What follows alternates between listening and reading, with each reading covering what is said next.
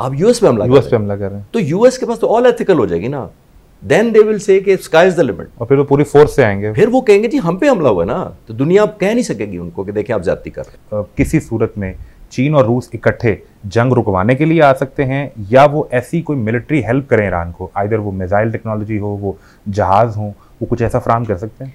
देखिए ये कोई वो नहीं होता कि ये कोई समझे कैसेट प्लेयर या म्यूजिक सिस्टम नहीं होता कि मैंने आज आपको दिया, आपने बटन दबाया तो म्यूजिक आना शुरू हो गया। ये वेपन्स ट्रेनिंग मांगते हैं, ये इंडक्शन मांगते हैं, ये इंटीग्रेशन मांगते हैं, फिर उस इंटीग्रेशन के बाद एम्प्लॉयमेंट मांगते हैं, आपकी स्किल डेवलप होनी चाहिए। सारी सूरत हाल में ऐसी कौन सी सिचुएशन आपको नजर आती है जिसमें अमेरिका बराह रास्त इस जंग में आ सकता है?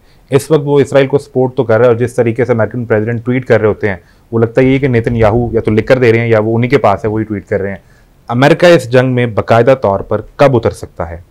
देखिए पॉलिटिकल और एथिकल ग्राउंड्स पे उनको नहीं आना चाहिए की बात करूँ, क्योंकि पॉलिटिकल अमेरिकन प्रेसिडेंट ने बयान दिए थे मैं जंगें बंद कराऊंगा जी, एक बात, इसी पे इलेक्शन लड़ गया है, इसी लड़के से। और एथिकली जब दो लोग लड़ रहे हैं ऑलरेडी, बजाय उनको आप बंद कराने के, और जब आपका स्टैंस रहा है कि मैं बंद कराऊंगा, तो आप खुद कूद पड़े। और यहाँ तो रोज क्रेडिट लेते हैं, रोज नरेंद्र मोदी को वो आईना दिखाने बैठ जाते हैं इधर हमें फायदा हो रहा है उस बयानबाजी का। तो पंजाबी दी मिसाल है, छेड़ रख ली उन्होंने रोज छेड़ते हैं, रोज छेड़ते। तो दूसरी तरफ नहीं हो रहा। मेरा नहीं ख्याल कि जैसे मैंने कहा कि अगर वो आ जाते हैं मैदान में, कूद पड़ते हैं, तो उनको वैसे डैमेज होगा, क्योंकि रशिया और चाइना के पास एक जस्टिफिकेशन आ जाएगी, कूदने की नहीं आएगी बट ज़्यादा एक्टिव आएगी। लेकिन अनफॉर्चुनेटली फिर मैं आखिर में एक और इस सवाल के जवाब में एक और कंक्लूजन कहूँगा कि शायद ही दुनिया में कोई मुल्क है जो ईरान को न्यूक्लियर देखना चाहता है। ये भी मेरा एक और मानना भी है। कोई भी नहीं देखना चाहे पॉसिबली, वाई शुड, आप बताइए रशिया क्यों चाहेगा कि एक न्यूक्लियर और हो जाए?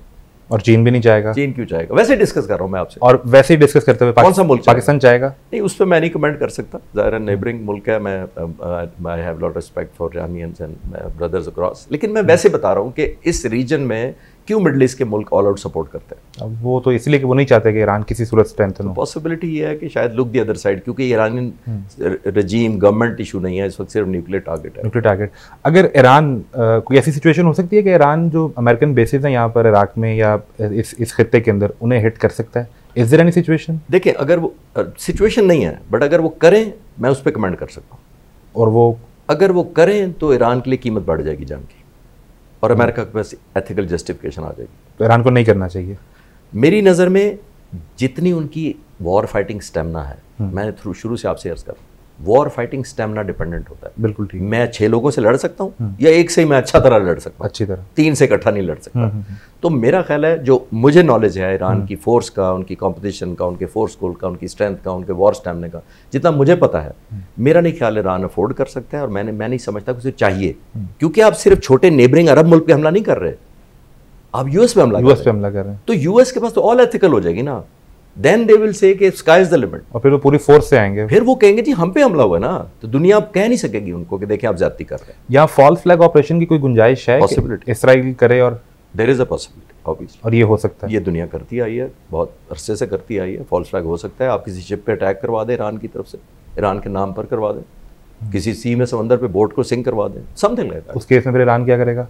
कुछ नहीं कर सकता, that's part of the life, part of the war. Everything is justified in war. Of course, मैं जस्टिफाइड नहीं मैं कह रहा, पॉसिबल। अच्छा मुझे ये बताएं, अगर ऐसा होता है किसी भी सिनेरियो में, ईरान हिट करता है किसी बेस पर या फॉल्स फ्लैग के नतीजे में अमेरिका इस जंग में आता है, तो क्या ये वर्ल्ड वॉर 3 स्टार्ट होने का खदशा होगा? देखिए मेरा ख्याल है कि ओवरऑल तो मैं हमेशा ही हर दोस्त सोचता हूँ कि अब दुनिया बड़ी महजब हो गई है। पहले 2008 में गाजा में जो कुछ हुआ, फलस्तीनियों को मारा गया, जो फाइटर जहाज थे वो 2-2 टन के बॉम्ब ले जाते थे उस जमाने में, अब 7-7 टन के बॉम्ब ले जाते हैं। 2025 में भी वही हुआ। फिर मेरा ऐसे जो वाक़यात होते हैं दुनिया में, उससे मेरा ख्याल ईमान उठ जाता है कि नहीं, दुनिया महजब नहीं हुई। माइट इज़ राइट बचपन में पढ़ा था, वो आज भी वैलिड। कपड़े अच्छे पहन लिए, अंदर से वही है, अंदर से वही है। So there is a possibility कि फिर शायद अगर ज़्यादा एस्केलेट होती है तो रशिया या चाइना सिर्फ मीडिएशन के सेंस में पॉसिबली आ जाए। लेकिन अभी आप देख लें जिस तरह उनसे तवक्कुआत थी मुझे, जितनी इनकी मिलिट्री एग्रीमेंट्स है आपस में जो मैंने पढ़े हैं, उसके हिसाब से उनको आना चाहिए था। आना मतलब फिजिकल ना भी आए, हेल्प तो करना चाहिए था, वो नहीं किया उन्होंने। जिस तरह अमेरिका पॉलिटिकल दे रहा है, मॉरल दे रहा है, मिलिट्री दे रहा है, ट्वीट दे रहा है, सब कुछ तो फेवर में चल रहा है। अगर अमेरिका आता है और चीन या रूस मीडिएशन के लिए आते हैं तो फिर तो वर्ल्ड वॉर तो वो नहीं होगी, वो तो जी पॉसिबिलिटी। मैं ये कह रहा हूँ कि अगर इससे ज़्यादा एस्केलेट होती है तो इंस्टेड ऑफ वर्ल्ड वॉर मुझे लगता है कि फिर मीडिएशन लेवल पे और ज़्यादा एस्केलेट हो जाए। लेकिन वो रशियन प्रेसिडेंट और अमेरिकन प्रेसिडेंट की बात हुई तो उन्होंने तो व्लादिमीर पुतिन से कहा कि पहले यूक्रेन वाला मसला हल करें, आप फिर इस तरफ आइएगा। सारे यही चाह रहे हैं ना कि जब तक हम न्यूक्लियर के प्लांट इसका नहीं एलिमिनेट करते, look the other side. Okay, इस तरफ देखना भी नहीं है, बाद में देखें। अच्छा, चाइनीज़ प्रेसिडेंट ने एक बयान में एक तो दोनों मुल्कों को डीएस्केलेट करने का कहा, और एक बयान में रशियन प्रेसिडेंट व्लादिमीर पुतिन ने ये कहा कि इन्हें नहीं आना चाहिए, और रशियन वजारत खारजा ने भी कहा वरना ये न्यूक्लियर कैटास्ट्रॉफिक सिचुएशन होगी। तो आपको क्या लगता है कि किसी सूरत में चीन और रूस इकट्ठे जंग रुकवाने के लिए आ सकते हैं, या वो ऐसी कोई मिलिट्री हेल्प करें ईरान को, आइदर वो मिसाइल टेक्नोलॉजी हो, वो जहाज़ हो, वो कुछ ऐसा फ्राहम कर सकते हैं? देखिए, ये कोई वो नहीं होता कि ये कोई समझे कैसेट प्लेयर या म्यूजिक सिस्टम नहीं होता कि मैंने आज आपको दिया, आपने बटन दबाया तो म्यूजिक आना शुरू हो गया। ये वेपन्स ट्रेनिंग मांगते हैं, ये इंडक्शन मांगते हैं, ये इंटीग्रेशन मांगते हैं, फिर उस इंटीग्रेशन के बाद एम्प्लॉयमेंट मांगते हैं। आपकी स्किल डेवलप होनी चाहिए, आपको वॉर सिनेरियो के इसको इंटीग्रेट करना होता है। पाकिस्तान ने कैसा किया, जो 10 तारीख को जो की और 7 तारीख को जो जहाज मारे, तो उसमें रिफ्यूलर भी थे, उसमें हमारे एयरबोर्न अर्ली वार्निंग भी थे, जैमर्स भी थे, फाइटर जहाज भी थे, सरफेस टू एयर मिसाइल भी थे, इंटीग्रेटेड थे। ये नहीं होता कि आज आपको मैं भेज रहा हूँ सरफेस टू एयर तो कल से ये फायर करना शुरू करना। तो इस सूरत में तो नहीं हो सकता। मेरा नहीं ख्याल इतने शॉर्ट नोटिस पे ये को मिलिट्री की ऐसी हेल्प कर सकते हैं जो जंग का पासा पलट। ठीक है, इतने शॉर्ट होता नहीं है। ईरान के दोस्त कौन हैं जो इस वक्त उसको हेल्प आउट कर रहे हैं? 3H तो है ही, हिजबुल्लाह, हमास और हूसी, उनकी जो सिचुएशन पिछले 2 साल में हुई वो भी देख, वो तो है ही। इसके अलावा कौन है जो ईरान को हेल्प आउट कर रहा है? ईरान भी अपने आप से यही पूछ रहा होगा जो आप मेरे से पूछ रहे हैं। बिल्कुल ठीक है।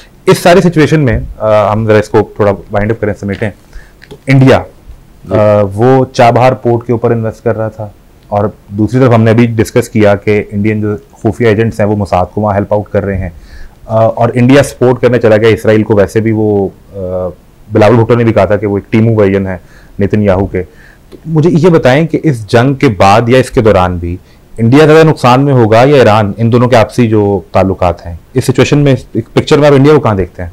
मैं आपको आपके पिछले सवाल से लिंक कर लेता हूँ, जो आपने पिछले कहा कि इंडिया के दोस्त कौन से, मैं उनकी बात कर लेता हूँ ताकि आपको बेहतर मैं अपनी अंडरस्टैंडिंग दे सकूँ। देखिए, ज़्यादातर ईरान ने रिलाई किया था एक इराक पर, रशिया और चाइना तो हमने पहले बात कर, बिल्कुल ठीक, उनकी तो है ही है, एक इराक पर और एक हिंदुस्तान पर। हिंदुस्तान के वज़ीर आज़म ने क्या बयान दे दिए हैं, इजरायली प्राइम मिनिस्टर क्या बात की है, उनका इंक्लिनेशन किस तरफ है, there is no rocket science. ठीक, इराक खामोश है, ऑलमोस्ट साइलेंट है, कोई खास सपोर्ट नहीं मिल रही, सिर्फ ये कहा कि एयर स्पेस हम बंद कर देंगे, और कहा नहीं ना, वेस्ट को और इसराइल को कहा कि देखिए हमारी एयर स्पेस ना इस्तेमाल करें, कहने किया, और उनके पास कैपेसिटी भी तो नहीं। मेरा ख्याल है जब भी जंग बंद हो, तो जो मैंने पहले सवाल किया था कि ईरान खुद भी आजकल सोच रहा होगा, ईरान को जंग के बाद भी सोचना चाहिए कि उसने कैसे दोस्त चुने थे, और जो चुने थे फिर उनसे भी सवाल पूछना चाहिए कि हमने तुम्हें कैसे चुना। जनाब खालिद चिश्ती साहब, thank you very much for your time. Thank you.